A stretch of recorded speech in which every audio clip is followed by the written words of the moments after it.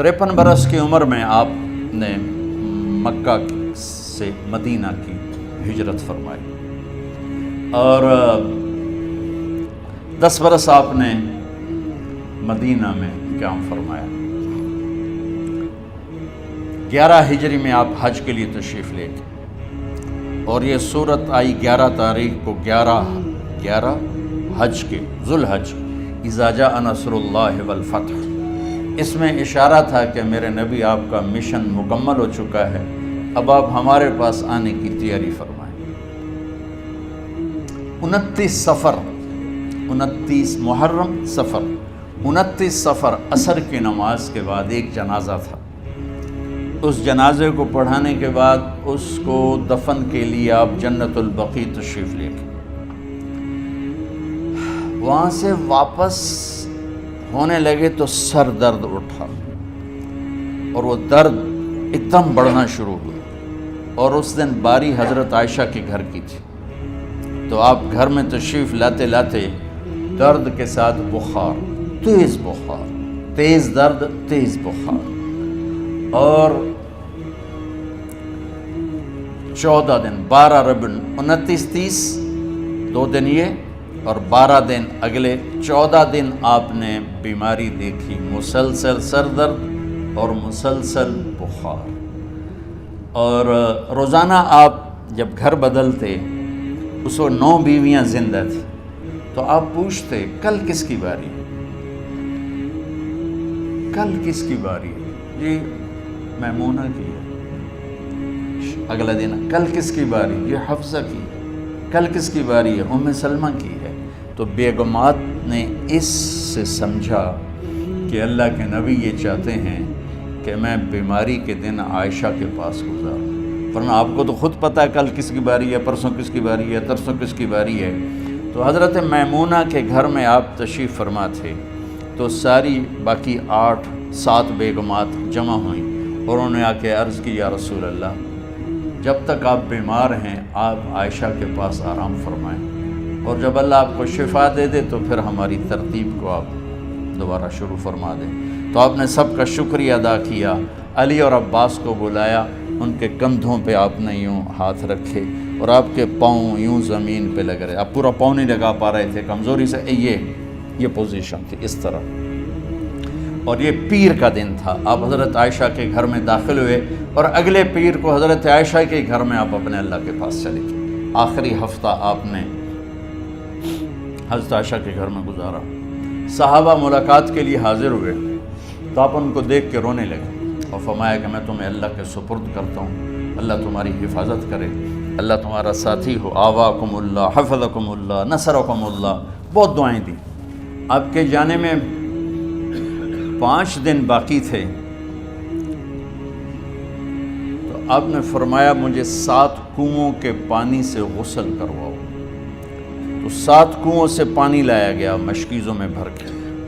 تو حضرت عائشہ کے گھر میں کوئی ایسا ٹب نہیں تھا جس میں بیٹھ کے وہ آپ نہا سکتے، تو حضرت حفصہ کے گھر سے ٹب منگوایا گیا، آپ اس میں بیٹھے، تہمت باندھا ہوا تھا، کرتا اتارا اور آپ پر 7 کنوؤں کا پانی ڈالا گیا، تھوڑا تھوڑا تھوڑا تھوڑا تھوڑا تھوڑا، تو اس سے بخار کی شدت کم ہوئی اور آپ سر درد کی وجہ سے آپ نے ایسے پٹی باندھی سرخ رنگ کی، اور اس کے بعد حضرت علی اور فضل بن عباس کے کندھوں کا آسرا لے کر آپ مسجد میں تشریف لائے اور آپ ممبر پر بیٹھے اور آپ نے فرمایا،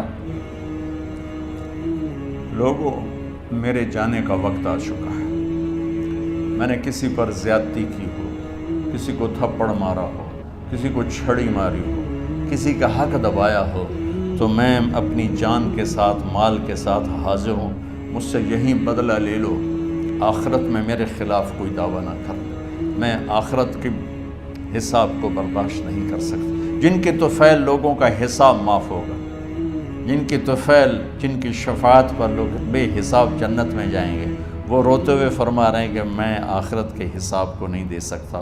تو سارے صحابہ رونے لگے، لیکن آپ اپنی بات کو دہراتے رہے، کوئی بھی نہیں اٹھا۔ تو آپ نے ظہر کی نماز پڑھائی، ظہر کے بعد پھر ممبر پر آئے اور فرمایا کہ لوگو یہیں مجھ سے حساب کتاب کر لو، آگے نہ کرنا،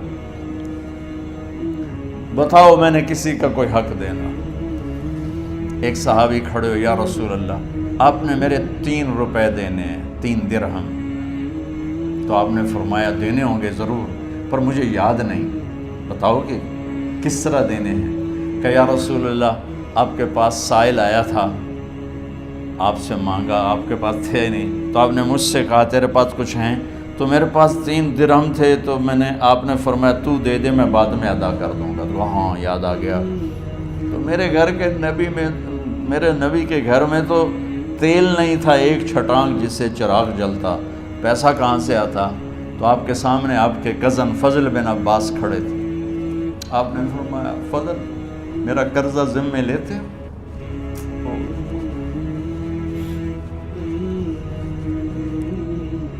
جن کے لیے کائنات سجائی گئی، جنت کی چابیاں جن کو پکڑائی گئیں، جاتے ہوئے 3 روپے دینے کی ہمت نہیں تھی۔ کہ فضل میرا قرضہ ذمے لیتے ہو؟ کہ جی یا رسول میں اپنے ذمے لیتا ہوں۔ کہ اس سے لے لینا۔ آپ گھر تشریف لے گئے، نماز کے لیے آتے تھے، پڑھاتے تھے۔ جمعرات کو عشاء کی نماز پڑھانے کے لیے اٹھ نہیں سکے، گر گئے۔ پھر اٹھنے لگے، اٹھ نہیں سکے، گر گئے۔ پھر اٹھنے لگے، اٹھ نہیں سکے، تو آپ نے فرمایا ابو بکر سے کہو نماز پڑھائے، عشاء کی نماز۔ ابو بکر ذرا پیچھے کھڑے تھے، عمر آگے کھڑے تھے۔ تو لوگوں نے کہا نماز ہی پڑھاونی، کوئی پڑھا دے۔ تو انہوں نے حضرت عمر کو آگے کیا، انہوں نے کہا اللہ اکبر۔ جب حضرت عمر کی تکبیر سنی تو آپ نے اندر سے زور سے فرمایا عمر کو پیچھے کرو، ابو بکر کو آگے کرو، میرے رب کا فرمان ہے میرے مصلی پر ابو بکر کے سوا اور کوئی کھڑا نہیں ہو سکتا۔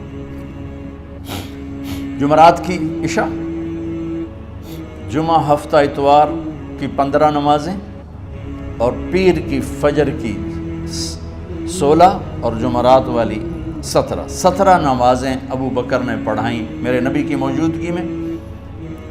ہفتے کے دن ظہر یا عصر میں آپ علی و فضل بن عباس کے کندھوں پر ہاتھ رکھ کے مسجد میں داخل ہوئے اور ابو بکر نماز پڑھا رہے تھے۔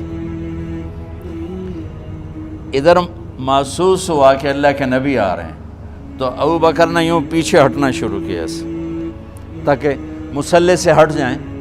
تو آپ نے ایسے ہاتھ کا اشارہ فرمایا کہ کھڑے رہو، ہٹو نہیں، کھڑے رہو۔ تو وہ پھر آگے مصلی پر آ گئے۔ تو آپ تشریف لائے اور الٹے ہاتھ ابو بکر کے ساتھ بیٹھ کر آپ نے ظہر یا عصر کی 4 رکعت نماز ابو بکر کی امامت میں ادا فرمائی۔ یہ آپ کی آخری نماز تھی مسجد کے اندر امت کے ساتھ اور تشریف لے کے۔ جمعہ کا دن تھا، جبریل آئے، یا رسول اللہ مجھے اللہ نے بھیجا ہے کہ جاؤ میرے محبوب کا حال پوچھ کے آؤ۔ اللہ، تو اب درد اور بخار دونوں چیزیں تھیں، سر کا درد بھی ہیوی ویٹ تھا اور بخار بھی، تپش۔ تو آپ نے کہا جبریل تکلیف ہے، تکلیف میں۔ ہفتے کا دن پھر جبریل آئے، یا رسول اللہ مجھے اللہ نے بھیجا ہے کہ جاؤ میرے محبوب کا حال پوچھ کے آؤ۔ پھر آپ نے فرمایا تکلیف میں۔ اتوار کو پھر جبریل آئے، یا رسول اللہ اللہ نے بھیجا ہے کہ جاؤ میرے محبوب کا حال پوچھ کے آؤ۔ 12 ربیع الاول آ گئی، 632 عیسوی اور 11 ہجری۔ آپ کی طبیعت میں بشاشت آئی، تو صحابہ نماز پڑھ رہے تھے، آپ نے دروازہ کھول کے سب کو یوں دیکھا۔ تو حضرت انس فرماتے ہیں ہم سب نماز میں تھے، لیکن جب دروازہ کھلنے کی آواز آئی اور اللہ کے نبی کا چہرہ، تو ہم سب نماز میں یوں ہو گئے، نماز کے اندر ہی سارے اللہ کے نبی کو دیکھنا شروع کر دی، بھول ہی گئے کہ نماز پڑھ رہے ہیں، ایسے گم ہو گیا آپ میں۔ تو آپ نے جلدی سے دروازہ بند فرما دیا۔ یہ آپ کی آخری زیارت تھی اپنی امت کے لیے۔ اس کے بعد آپ اپنے اللہ کی طرف کا سفر شروع کیا۔ تو اشراق کے بعد آپ نے اپنے بیگمات کو بلایا، ان کو بتایا نہیں کہ میں آج جا رہا ہوں، سب سے ملے، سب کو الوداع کیا اور انہیں بھیجا۔ اس کے بعد آپ نے حضرت فاطمہ کو بلایا، جنت کی عورتوں کی سردار، سب سے زیادہ محبوب بیٹی، سب سے زیادہ جگر کا ٹکڑا، دل کا ٹکڑا کا، جس نے فاطمہ کو دکھ دیا مجھے دکھ دیا، جس نے اسے سکھ دیا مجھے سکھ دیا۔ ہاں، ان کو قریب کا، بیٹی قریب ہو، تو ان کے کان میں کہا میں جا رہا۔ وہ رونے لگی، تو ہم نے کہا رو نہیں، چند دنوں کے بعد تیری میری ملاقات ہو جائے گی سب سے پہلے۔ تو 6 ماہ بعد حضرت فاطمہ کا بھی 24 سال کی عمر میں یا 25 سال کی عمر میں انتقال ہو گیا۔ ان کو رخصت فرمایا، پھر آپ نے داماد مولا علی کو بلایا، ان کا سر اپنی گود میں رکھا اور ان کے سر پہ اور کمر پہ ہاتھ پھیرتے رہے اور ان کو دعائیں دیتے رہے۔ آہستہ آہستہ تھی، آواز اونچی نہیں تھی، پست آواز تھی، اور یوں سر پہ کمر پہ، سر پہ کمر پہ، اور دعائیں دے رہے۔ ان کو رخصت فرمایا، آخر میں اپنے جگر کے ٹکڑے حسن اور حسین کو بلایا، جو ہی سینے سے لگایا آنسو شروع ہو گئے۔ بیویوں کو رخصت کیا، خاموش، بیٹی کو رخصت کیا، خاموش، داماد کو رخصت کیا، خاموش، جو ہی بچوں کو سینے سے لگایا تو آپ کے آنسو نکلنا شروع ہو گئے کہ ایک زہر میں تڑپ تڑپ کے مرے، ایک کا سر کٹ کے نیزے پہ چڑھا۔ میرے نبی آگے آنے والے زمانے میں دیکھ رہے تھے کہ میرے بچوں کے ساتھ کیا ہونے والا ہے، اس پر آپ بے قرار ہو کر روئے، بولے کچھ نہیں۔ ان کو بھی رخصت فرما دی۔ جب وہ چلے گئے تو جبریل آ گئے، یا رسول اللہ، باہر ملک الموت دروازے پر کھڑا ہے، اندر آنے کی اجازت چاہتا۔ تو آپ نے فرمایا آ جائے، میں نے کب روکا؟ تو ملک الموت اندر آیا، ایک فرشتہ اور بھی تھا، کہا السلام علیکہ یا رسول اللہ، یا رسول اللہ میں آپ کو سلام پیش کرتا ہوں، میں نے کبھی کسی کو سلام نہیں کیا۔ آپ کے رب نے فرمایا جب جاؤ تو اجازت لے کے جانا، بن اجازت اندر نہ جانا، میں کبھی کسی سے اجازت نہیں لیتا۔ اللہ تعالیٰ نے فرمایا آنا چاہیں تو لے آنا، رہنا چاہیں تو چھوڑ کے آ جانا، یہ اختیار اللہ نے کبھی کسی کو نہیں دیا، آپ پہلی اور آخری ہستی۔ تو آپ نے فرمایا اگر میں اجازت دے دوں تو میری جان نکالو گے؟ تو اللہ کے امر کا پابند۔ تو آپ نے جبریل سے پوچھا کیا کہتے ہو، تم کیا کہتے ہو؟ جبریل نے کہا یا رسول اللہ، اللہ آپ کی ملاقات کے شوق۔ میرے بھائی بہنوں، اللہ سے یہ دعا کیا کرو کہ اللہ ایسی موت دے جب جانے کا وقت ہے تو ہماری ملاقات کے شوق۔ ایک صحابی کا انتقال ہوا، آپ نے ان کی قبر پہ جا کے یہ دعا کی، یا اللہ طلحہ جب تیری بارگاہ میں پیش ہو تو اسے دیکھ کے مسکرائے، یہ تجھے دیکھ کے مسکرائے، سارے دکھ درد دور ہو جائیں۔ تو جبریل بولے یا رسول اللہ، اللہ آپ کی ملاقات کے شوق۔ آپ نے فرمایا جاؤ اللہ سے پوچھ کے آؤ میرے بعد میری امت کے ساتھ کیا کرے گا، جاؤ پوچھ کے آؤ حسن حسین کے ساتھ کیا کرے گا۔ یہ پوچھنا، ہر کوئی اپنے بچوں کو یاد کرتا، مرنے والے بچوں کو یاد کر، بچے میلاد۔ میرے والد اچانک ہارٹ اٹیک میں فوت ہو گئے تو ہماری بہنیں موجود نہیں تھیں، میری 2 بہنیں، تو میرے والد بار بار کہتے میری دھیاں مینوں ملا دیو، میری دھیاں مینوں ملا دیو۔ اور میرے نبی نے کہا میری امت کا مجھے بتاؤ پہلے کیا کرو گے؟ حسن حسین کا نہیں کہا، جن کو ذبح ہوتے بھی دیکھا، زہر میں تڑپتے بھی دیکھا۔ واہ یا رسول اللہ، آپ نے کیا وفا کی اور ہم نے کیا صلہ دی، سارے خنجر انہی کے سینے میں ہی اتار دیے، ہر تیر کھینچ کے آپ کے جگر کے پار کیا، ہر نافرمانی کا ٹھیکہ لے لیا۔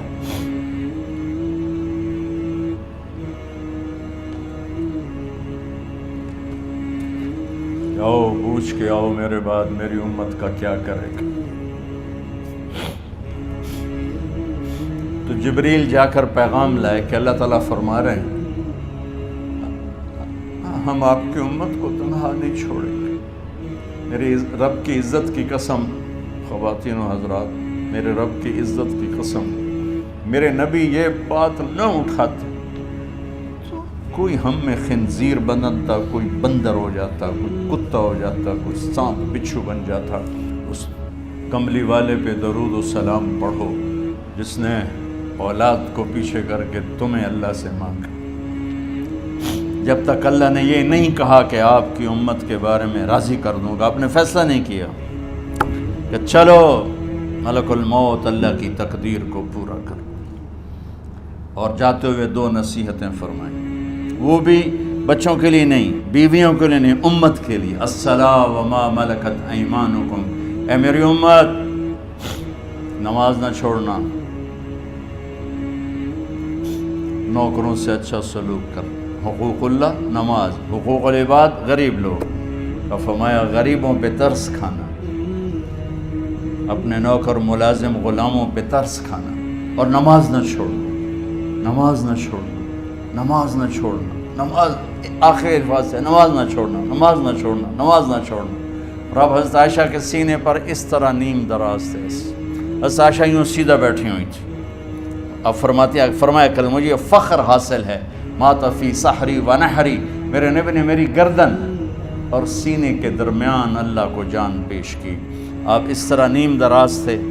تو تھوڑی دیر پہلے عبد الرحمن بن عوف آئے، عبد الرحمن بن ابو بکر آئے، آپ کے ہاتھ میں تازہ مسواک تھا. تو آپ مسواک بہت فرماتے تھے. تو آپ اتنے کمزور ہو چکے تھے کہ بولا نہیں جا رہا تھا. تو آپ کی نظریں مسواک پہ ٹک گئیں، دیکھے جا رہے ہیں، مسواک کو دیکھے جا رہے ہیں. حضرت عائشہ نے محسوس کیا کہ نظریں مسواک پر ہیں. تو کہا یا رسول اللہ اب مسواک کرنا چاہتے ہیں.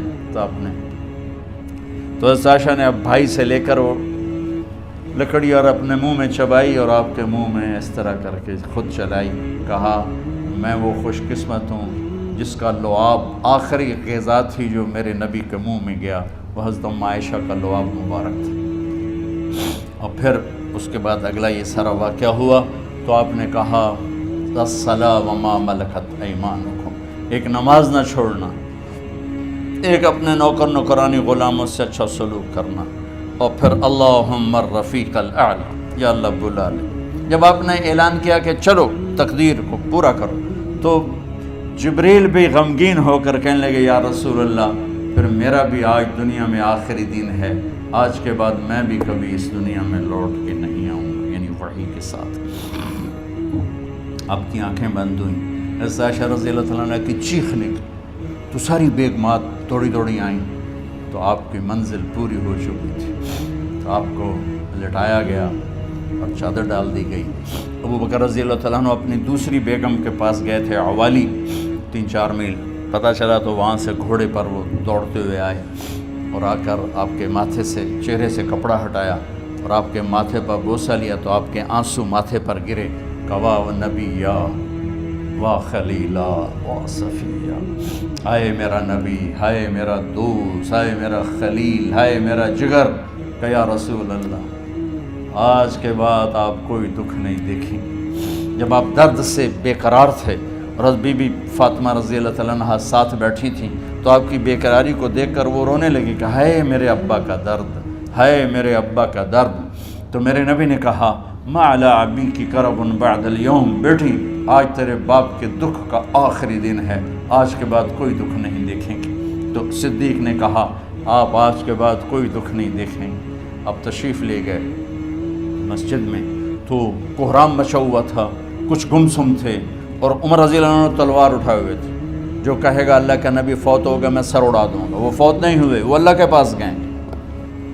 ایک جنونی کیفیت پیدا ہوتی، وہ واپس آئیں گے، سارے کفار سے جہاد کریں گے. تو ابو بکر ممبر پر آئے، کہا عمر بیٹھ جاؤ. عمر کہنے لگے نہیں بیٹھتا، انکار نہیں بیٹھتا، اور تلوار ایسے. سبحان اللہ، واہ صدیق واہ. آپ نے ممبر پہ کھڑے ہو کر کیا سونے سے بھی لکھے جائیں تو کم ہے، قیمت اس سے زیادہ ہے. میرے صدیق نے کہا لوگو من کان یعبد محمدا فإن محمدا قد مات، جو محمد کی پوجا کرتے تھے تو آج محمد کو اللہ نے موت دی تھی۔ ومن کان یعبد اللہ فإن اللہ حی لا یموت، اور جو اللہ کی پوجا کرنے والے ہیں وہ یاد رکھو ان کا اللہ زندہ ہے، موت سے پاک۔ پھر آپ نے انک میت وانہم میتون، میرے محبوب آپ کو بھی موت آئے گی اور ان سب کو موت آئے گی۔ حضرت عمر فرماتے ہیں جب میں نے یہ آیت سنی تو میں یوں نہیں گرا، ایسے گرا سیدھا، ٹانگوں سے جان نکل گئی تو یوں گرے ایسے یوں، اور کہنے لگے مجھے یقین ہو گیا کہ موت آ گئی اور اللہ کے نبی ہمیں چھوڑ کے چلے گئے۔ غسل کون دے، کیسے دے؟ اہل بیت نے غسل دینا تھا۔ آپ کے کپڑے اتار کے غسل دیا جائے یا جو آپ نے کپڑے پہنے ہیں اسی میں غسل دیا جائے تو پریشان ہے، کیا کیا جائے؟ سب پہ اونگ طاری ہو گئی، ایک دم سب کو نیند آئی اور غیب سے آواز آئی کہ ہمارے نبی کو کپڑوں سمیت غسل دیا جائے۔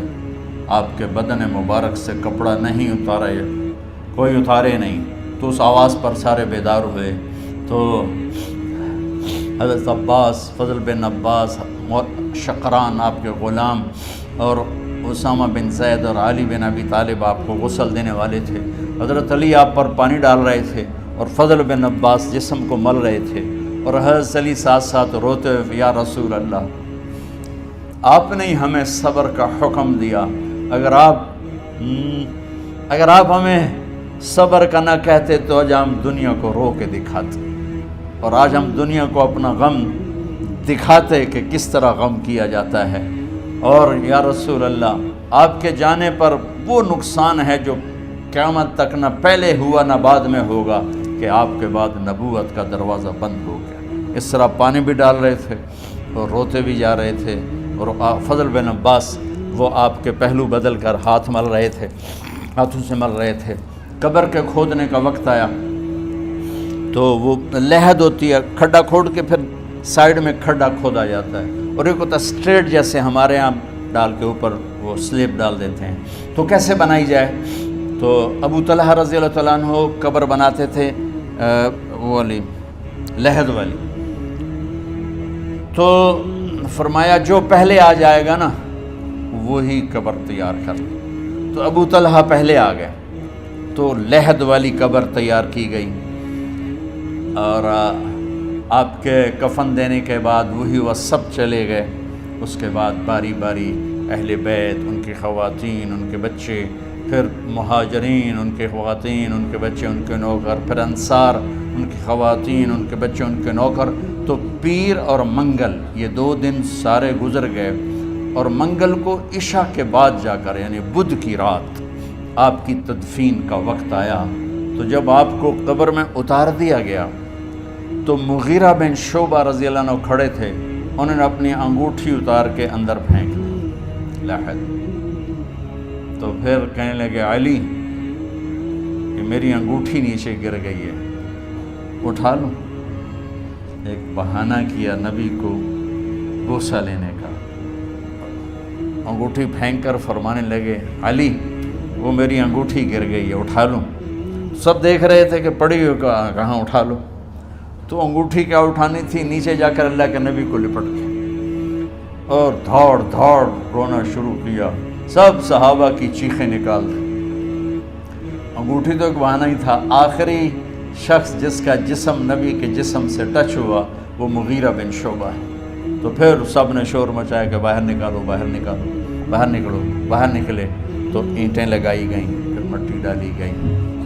تو جب واپسی ہوئی تو حضرت انس گزرے تو حضرت فاطمہ کھڑی تھیں، طابت نفوسکم ان حسیتم علی رسول اللہ التراب۔ انس کس جگر کے ساتھ تم نے نبی کو مٹی میں چھپا دیا، کس جگر کے ساتھ تم نے نبی کو مٹی میں چھپا دیا۔ اللہ سے ملا دے۔ قبر دیکھنے کو خوفناک ہے، اگر اللہ راضی ہے، جب کبھی قبر سے ڈر لگتا ہے، بہت ہی لگتا ہے تو خیال آتا ہے اگر اللہ راضی ہے پھر تو مسئلہ ہی کوئی نہیں ہے، چونکہ اللہ نے اپنے محبوب کو بھی قبر میں اتارا۔ یہ نہیں کہا کہ ایک خوبصورت بیڈ روم بنا کے اس میں لٹا دو، کہا قبر میں اتارو۔ اگر اللہ راضی ہے تو مرنے والی ہو یا مرنے والا ہو تو مزے ہی مزے ہیں۔ یہ سارے دعا کرو کہ جب ہم دنیا سے جا رہے ہوں اللہ ہم پہ خوش ہو، اللہ ہم سے راضی ہو۔